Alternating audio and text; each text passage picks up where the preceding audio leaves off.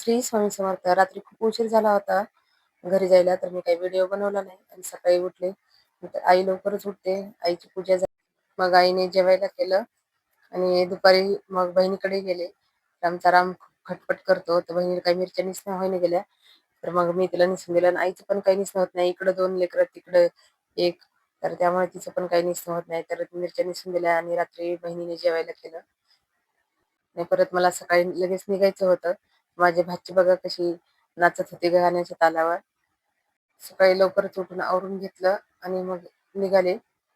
लांबचा प्रवास असल्यामुळे लवकरच निघालो आणि सध्या ऊन पण खूप आहे ना, त्यासाठी मग नंतर रामला वगैरे केलं. निघायचं मन होत नाही, पण काय करणार? आपल्या घरचं पण सगळं बघावं लागतं त्यासाठी. आणि आईला पण खूप वाटत होतं की मी राहावं म्हणून. सगळेजण आग्रह करत होते, आई-वडील, बहीण. पण मला काही राहता येत नाही. हे दुकान वगैरे घरी असल्यामुळे आणि आत्याला काम होत नाही. आणि यांचा पण सारखा-सारखा फोन येत राहतो. कधी येईली, कधी येईली. तरी पण एकच दिवस राहते. आणि आज 14 एप्रिल आहे. 14 एप्रिलची पण खूप ट्रॅफिक होती येता-येता. डॉक्टर बाबासाहेब आंबेडकरांची जयंती असल्यामुळे. सकाळी 9:30ला निघले, तर मला 4 वाजले घरी यायला. आणि माझ्या मैत्रिणीचे तर सुवासिनी होत्या. गावाहून आले की तिकडे पोळ्या करायला गेले, जेवण केलं आणि आज चैत्र गौरीचं हळदी-कुंकवाला आलं होतं, तर तिकडे पण गेले. असा होता आजचा दिवस. बाय.